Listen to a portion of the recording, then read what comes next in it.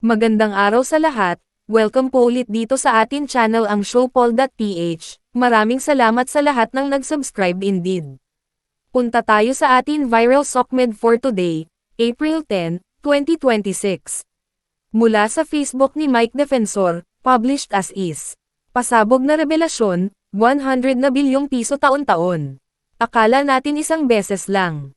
Pero ang totoo, taon-taon pala ang galawan. Ayon kay Zoldico, may 100 billion pesos na pondo si Ferdinand Bongbong Marcos Jr., bawat taon, hanggang 2026. Ano ang lumabas na katotohanan? Utos mula sa itaas. Inaayos ang listahan ni Adrian Berzamin at Amena Pang-Andaman, base sa direktang utos ng Pangulo. Flood control na ginawang. Halos lahat ng pondo noong 2025, itinulak sa flood. Kung saan pinakamadaling itago ang anomalya. May ledger, may malita, may galaw ng pera.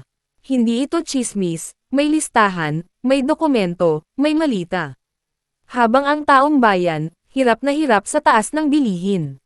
Ang masakit na katotohanan, habang tayo ay nagtitiis sa mahal na gasolin, kuryente at pagkain, sila naman, abala sa pag-aayos ng listahan at paglipat ng pera para sa iilan. Hindi ito serbisyo, ito ay sistematikong nakawan. Hindi na ito gobyerno, isa na itong sindikato ng pamahalaan, hindi tayo dapat manahimik, kung may listahan, may ledger at may malita. May pananagutan. E-share ang videong ito, ipalaganap ang katotohanan. Alam ka naman kay Adrian lang yun.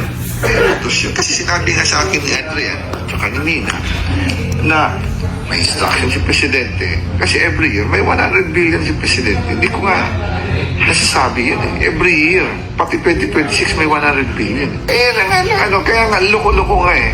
Tapos alam mo ba sinubmit niya? Lahat flood control yung 2025. Sabi ko, wag naman buong 100 flood control. Portion, kaya binalitan ni Adrian yung listahan. E-follow ang Facebook ni Mike Defensor, i-click ang mga link sa description box.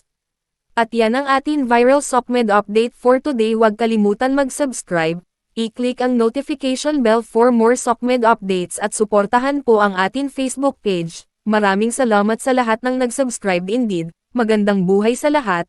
Shukran. Alam ka naman kay Adrian lang yun. Pero utos yun. Kasi sinabi nga sa akin ni Adrian, tsaka ni Nina, na may instruction si Presidente. Kasi every year, may 100 billion si Presidente. Hindi ko nga nasasabi yun eh. Every year, pati 2026 may 100 billion. Kaya nga, loko-loko nga eh. Tapos alam mo ba sinubmit niya? Lahat flood control yung 2025. Sabi ko, wag naman buong 100 flood control. Portion, kaya binalitan ni Adrian yung listahan.